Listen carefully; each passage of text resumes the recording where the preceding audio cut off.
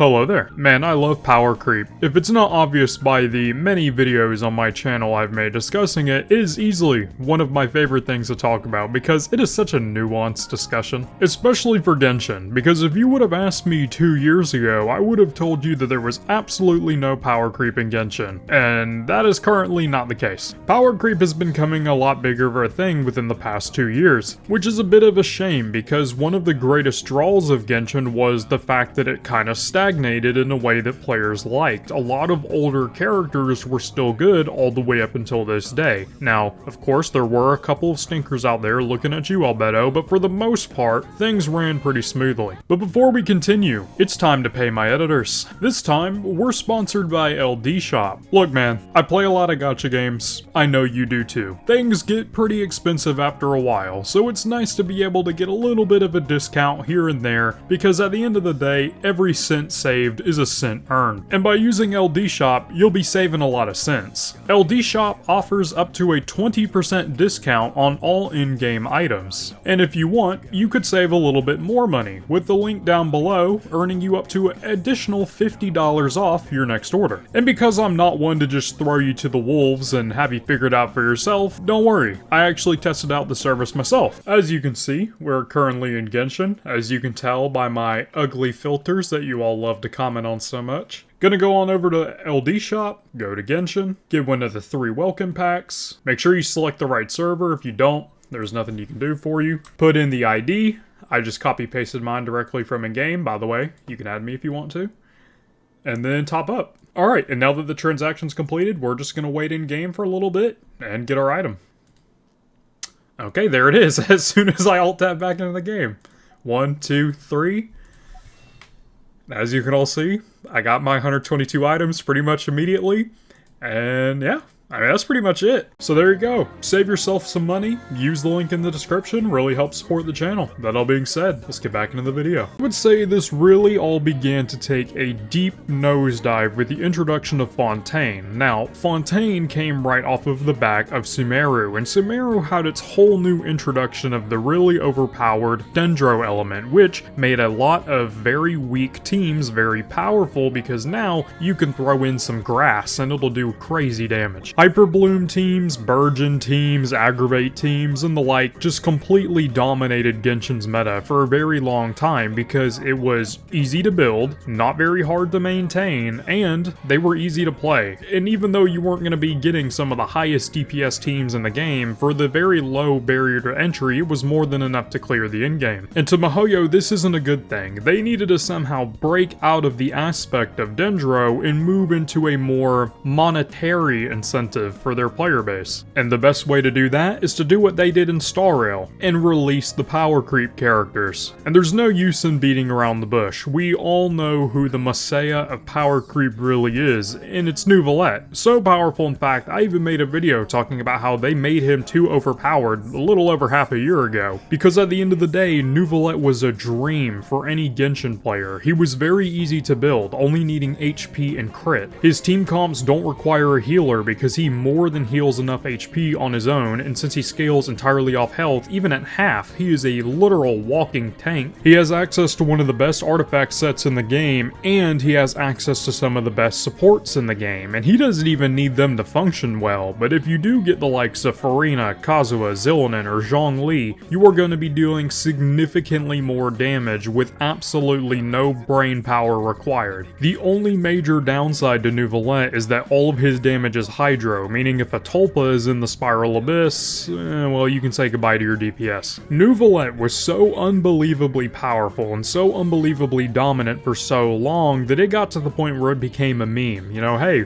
man, that last Spiral Abyss was really hard, guys. I almost had to open my eyes. Thank you, Newlet. So it's no wonder that by the time we move into Natlan, Mihoyo is deciding, we should probably do something about this and even out the playing field like they did with Sumeru. The only problem problem is, Newlet had set such a high bar that the only way you're going to be able to even out the playing field is by overwhelmingly power creeping every other fucking character in the region, and that's exactly what they did. With the introduction of Kinich and Mulani, the first nuke characters in the entire game that were able to get multiple nukes off in a single rotation. With the help of Kinich's Spell Spiker cannon and whatever the hell Mulani does, you're able to get multiple Eula-sized nukes off in a very short period of time. And this is a trend that we've seen in every major Natlan DPS aside from Chaska, who is currently festering in the dumpster right now. So for the most part, a standard has been set. These characters are the absolute best of the best within their region. Except they're not, because the Archon of any region is always going to blow every other character within that patch cycle out of the water, and that is exactly what happened. You see, in gacha games, we have this funny little thing we like to do. We will release a crazy, overpowered DPS. They will be the absolute shining beacon example of every other character in the game. They will tower above them all, but we can't have them dominating the meta for 7 months. So here's what we're gonna do. We're gonna release 3 new enemy types that are massively bulkier to compensate, and you're gonna want to use this new shiny DPS to take them down. Unfortunately, the older characters are not gonna get a buff in any way, shape, or form, meaning they're going to struggle against this new bulky enemy that the newest DPS is going to be able to defeat within normal time. So, next time a new powerful shiny DPS comes out, they're gonna need to be able to beat the new bulky enemies that the former best DPS could beat. But we can't have them be on par, because that doesn't make us money. So what we're gonna do instead is we're gonna release an even more powerful DPS, which means in turn we have to release even more powerful enemies, and so on and so forth. This is an endless cycle that will never be broken. Newlet was that first shiny DPS, meaning when Mavuika came out, she needed to be even better than Newlet, even better than the enemies that counter Newlet, even better than the enemies that counter the enemies of Natlan. She needs to be the best. And good God, they did exactly that. Mavuika, in her infinite glory, is one of the most overpowered characters I have ever seen in a gacha game. She is a DPS that can play the role of support. And I don't just mean she supports the team by killing everything, I mean she is genuinely a solid support. Making use of the Hero of Cinder City set, Mavuika can give your entire team a 40% elemental damage bonus on top of a massive damage percent bonus depending on how much Night Soul points you have when you pop her burst. Which means Mavuika can get one massive nuke off, deal coordinated attack damage, while also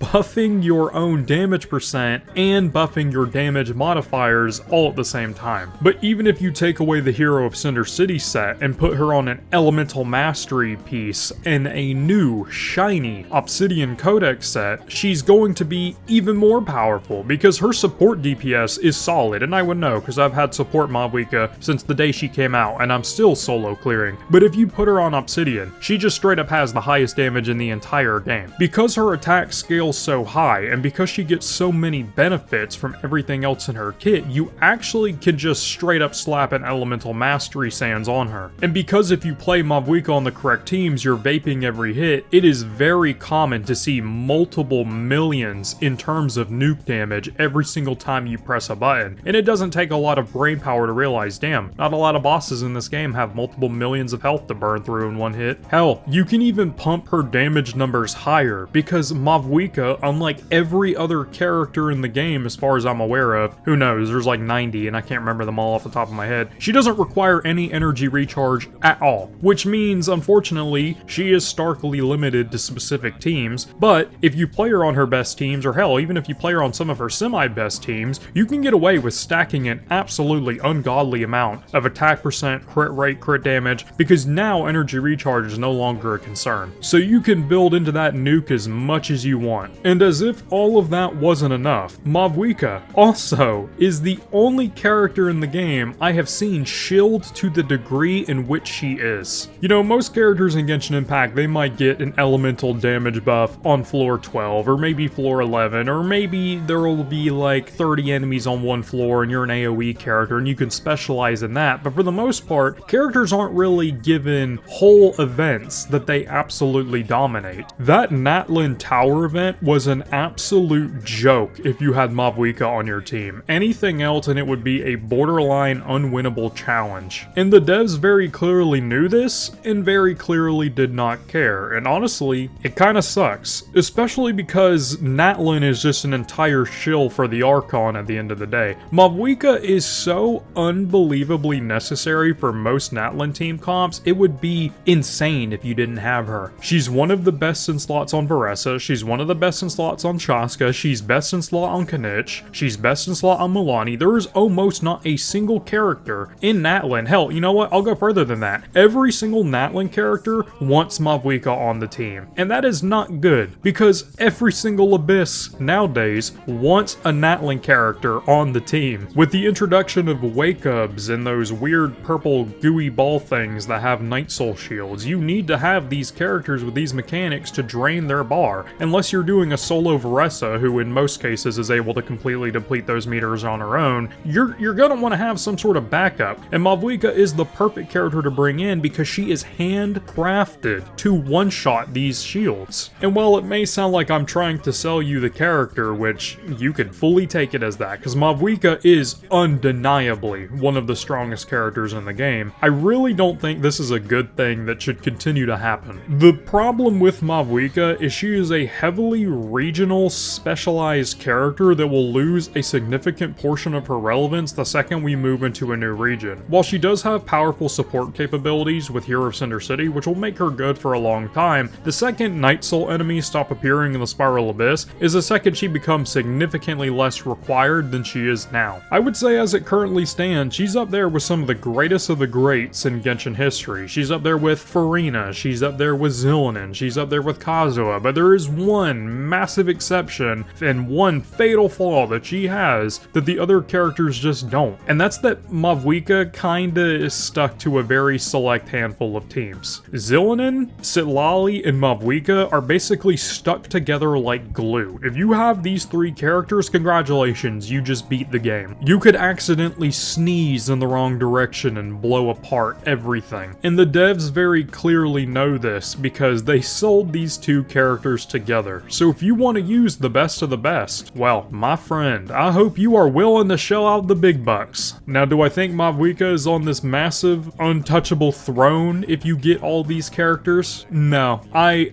do not have any doubt in my mind that the second we go up to Shaznia and we start getting all these Harbingers and all these really powerful characters that everybody's been waiting for, like the Saritsa, she will get power creep. She will get thrown off of her throne. And honestly, I'm not really that excited for this, because in the end, this character will come out, they will power creep Mavuika, and then they will be power crept themselves, and every single enemy will have to be more power crept to keep up with them, and it'll just become a massive nightmare. But at the end of the day, is what it is. If you liked the video, like, comment, subscribe. You've made it this far, you might as well. And I'll see you all in the next video. Stay safe. Peace, peace.